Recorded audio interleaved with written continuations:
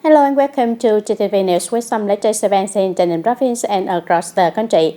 Ladies and gentlemen, on the morning of February 23rd, at Mumbai International Border Gate, the delegation from TayNinhTV province, led by Mr. Nguyễn Thành Tâm, Secretary of the Provincial Party Committee, Chairman of the Provincial Business Council, bid farewell to the high-level delegation from the Kingdom of Cambodia who were visiting Vietnam. The delegation included the President of the Cambodia People's Party, the President of the Senate of the Kingdom of Cambodia, Mr. Hun Sen, and Prime Minister Mr. Hun Manet. The delegation included the President of the Cambodian People's Party, the President of the Senate of the Kingdom of Cambodia, Mr. Hun Sen, and the Prime Minister Hun Manet. From February 20th to February 22nd in Ho Chi Minh City, the General Secretary Thalam held a high-level meeting with the President of Cambodian People's Party, the President of the Senate of the Kingdom of Cambodia, Mr. Hun Sen, and the General Secretary and President of Laos, Thong Luan Sisulit. Prime Minister Phạm Minh Chính also had a working meeting with the Cambodian Prime Minister Hun Manet and the Lao Prime Minister Sonexay Siphandone. And during this meeting, the leaders agreed to continue strengthening cooperation in security and defense, working closely to protect the border security and combat cross-border crimes such as drug trafficking, human trafficking, and money laundering. They reaffirmed the principle of not allowing any individuals or groups to use the territory of either country to harm the security of others in order to jointly build a peaceful, friendly, stable, and developed borders. At the Mumbai International Border Gate, while bidding farewell to the high-level Cambodian delegation, the Secretary of the TayNinhTV Provincial Party Committee and Chairman of Provincial Business Council Nguyễn Thành Tâm congratulated the President of the Cambodian People's Party, the President of the Senate of the Kingdom of Cambodia, Mr. Hun Sen, and the Prime Minister Hun Manet on their successful mission in Vietnam. In 2024, the party committees, organizations, agencies, and units regularly directed decisive measures based on Proposal Number 2, dated September 9, 2021, by the Provincial Party Standing Committee on reducing violations by party organizations and members during the 2020-2025 term. However, the number of party organizations and members subject to disciplinary action has not been significantly reduced. To continue strictly implementing discipline and regulations in the party, in 2025, the Provincial Party Standing Committee has introduced several tasks and solutions to effectively carry out this work. Party committees and organizations at all levels in the province will continue to innovate and improve the effectiveness of the inspection, supervision, and disciplinary actions within the party with a focus on continuous supervision, promptly addressing shortcomings, and strictly handling violations associated with implementing Proposal Number 2. The implementation of the inspection and supervision program will be expanded with a focus on key areas to support the party congress at all levels for the 2025-2030 term. Emphasis will be placed on the role and responsibility of party committees, organizations, and the inspection committee, particularly the heads of these bodies, in directing and advising on the development and implementation of inspection and supervision programs.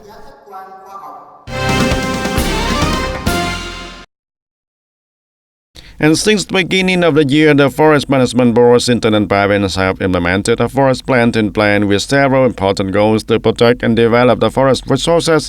Accordingly, in 2025, TayNinhTV will plan for 150 hectares of the new forest managed by the Dầu Tiếng Protective Forest Management Board. In addition to planting new forests, the efforts to care for the protective forest aspects of Dầu forests have also been emphasized, covering a total area of nearly 1,150 hectares. Furthermore, the forest protection and the natural regeneration program will be implemented over an area of nearly 66,570 hectares, including 46,425 hectares of neutral forest and more than 20,000 hectares of planted forest. On these forest areas will be contracted to organization groups and households for management and protection and the forest fire prevention also. In terms of forest protection, authorities have detected and handled for 10 violations related to the forestry law in January of 2005, and these violations mainly involved illegal exploitation, transportation, and trade of forest products. Ladies and gentlemen, on February 20th, Bank for Investment and Development of Cambodia, BIDC, a subsidiary of the Bank for Investment and Development of Vietnam, BITV, in cooperation with the Ministry of Education, Youth and Sports of Cambodia, organized a ceremony to award the BIDC scholarship to support Cambodian students from disadvantaged backgrounds who have achieved outstanding academic results.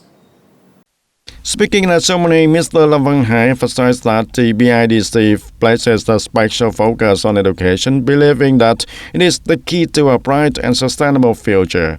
On behalf of the host country, Mr. John Chivin, Secretary of State for the Ministry of Education, Youth and Sports of Cambodia, highly appreciated the BIDC's contribution to education and training in Cambodia, and he stated that this scholarship not only helps the advanced students continue their academic journey, but also contribute to the development of the nation's human resources. As part of the program, 25 scholarships totaling for $200,000 were awarded to students selected by the Ministry of Education, Youth and Sports of Cambodia, and the scholarship value at $8,000 includes student fees and living expenses for the entire 4 years of university study. I'm very happy with the BIDC scholarships, and which gives me hope and future goals, allowing me to develop myself and meet the country's needs. As a final year student, I understand the difficulties students face in paying tuition fees, purchasing the books, uniforms, and other expenses, and the BIDC scholarship today alleviates our financial burden and helps my sister continue to pursue their dreams in their chosen fields of studies. Earlier, BIDC signed a memorandum of understanding with the Ministry of Education, Youth and Sports of Cambodia to implement the BIDC scholarship program. The ministry conducted a transparent and public selection process to identify the 25 most outstanding students to meet the academic and family criteria.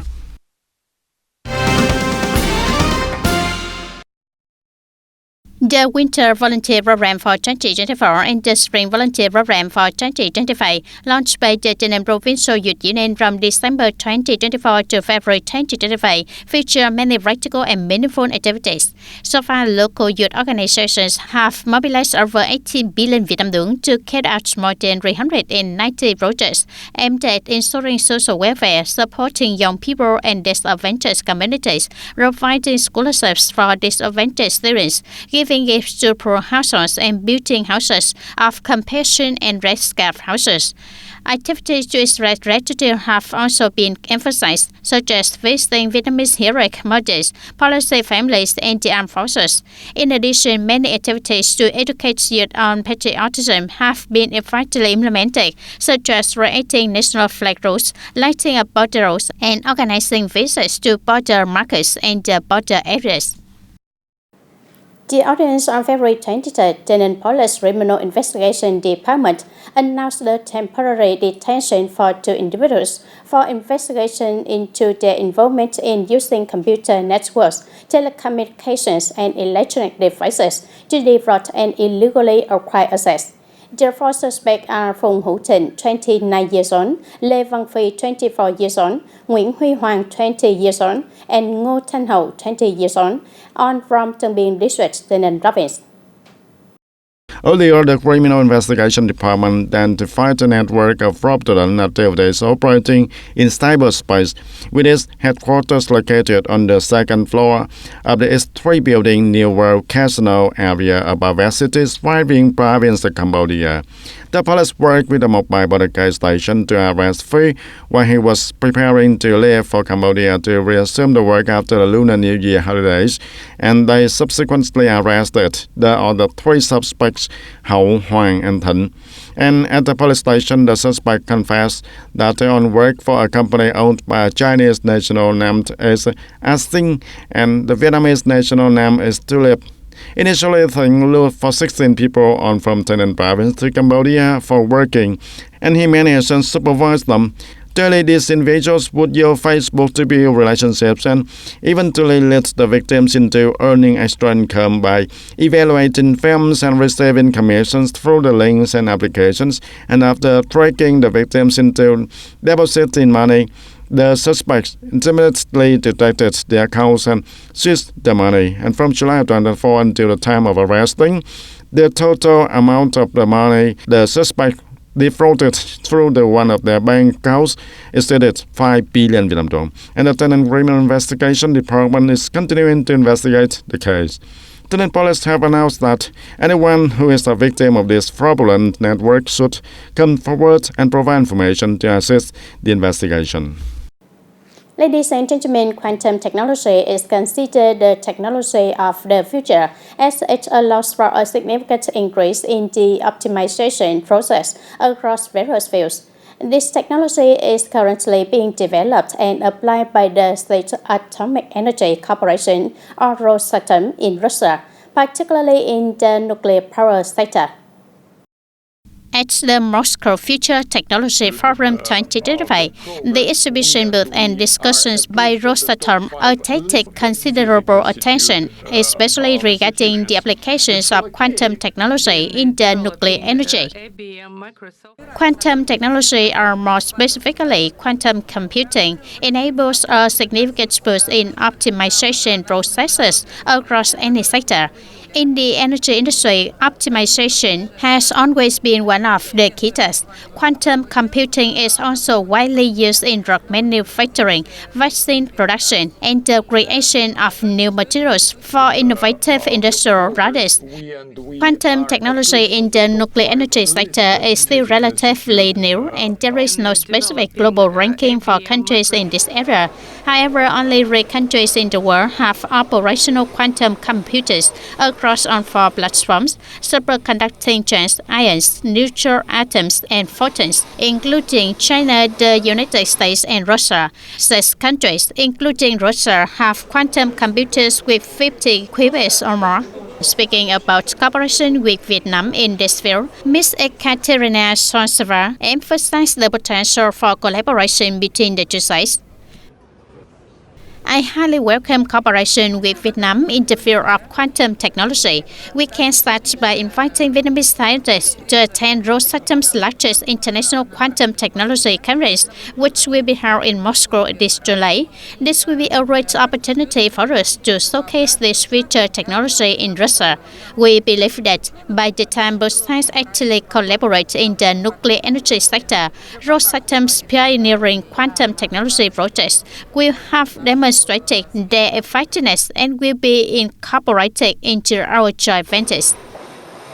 She also mentioned that Rosatom is collaborating with universities worldwide to develop quantum technology training programs within the BRICS framework. This is another international forum where the two sides can further develop cooperation in this advanced field. Continue the program with domestic news. On February 22nd, La Nación, Argentina's leading newspaper, reported that Vietnam is the top importer of corn and soybean meal from the South American country in 2024, with over 6 million tons of corn and reports from million tons of soybean meal.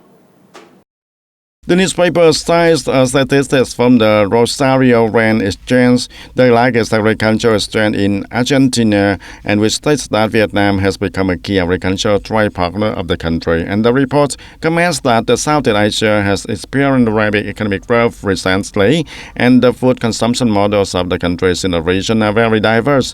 In the Southeast Asian market, Vietnam accounts for half of the corn and soybean meal export from Argentina to the region.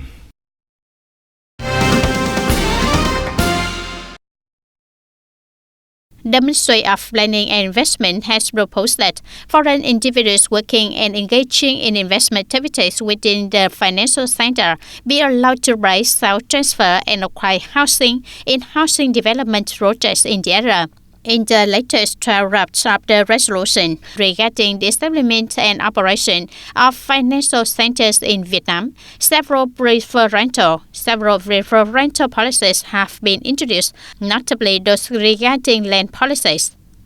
Accordingly, the Ministry of Planning and Investment proposed for industry professionals and fields priorities for development in the financial sector as specified in the establishment decision by the Prime Minister. The land use period should not exceed 70 years. For other industries, the land use period should not exceed 50 years. When the land use period expires, if the land user wishes to continue using the land, the government will consider extending the land use period, but not beyond the prescribed limits.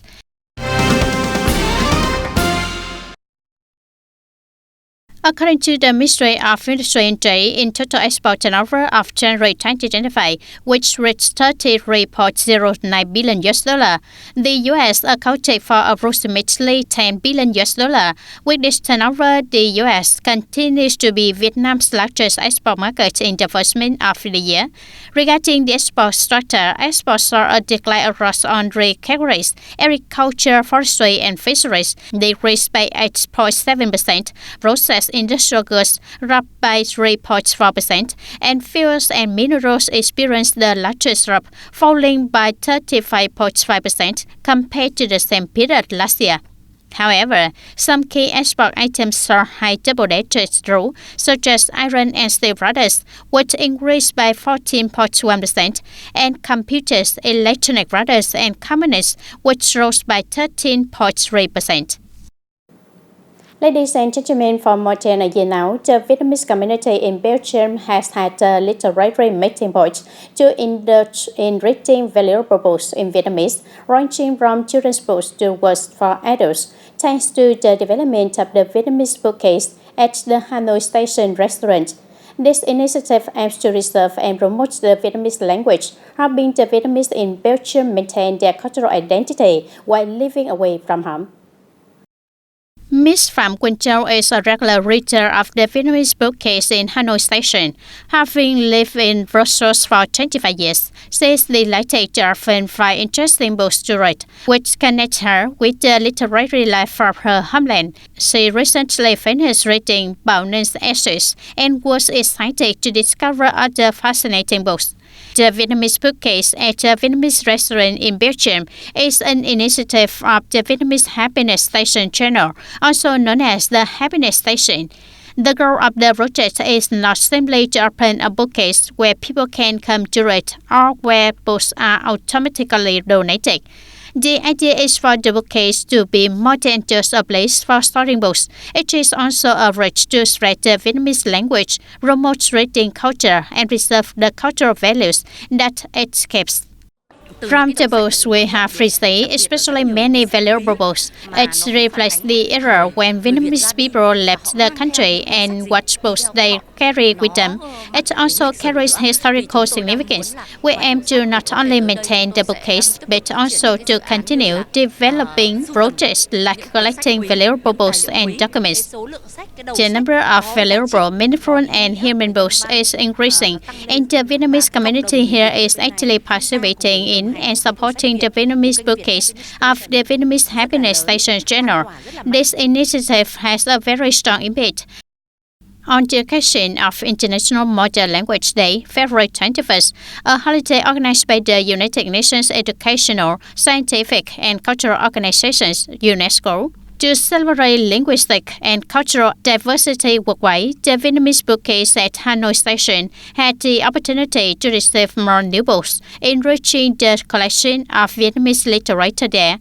The Vietnamese bookcase at the Vietnamese restaurant not only offers a variety of books, but also serves as a place to connect the Vietnamese community in Belgium. It is a space where older generations can share stories about their homeland and unforgettable memories, helping the younger generation remember their roots and maintain a love for their national culture. And that's all for TTV News. Thank you for being with us and goodbye for now.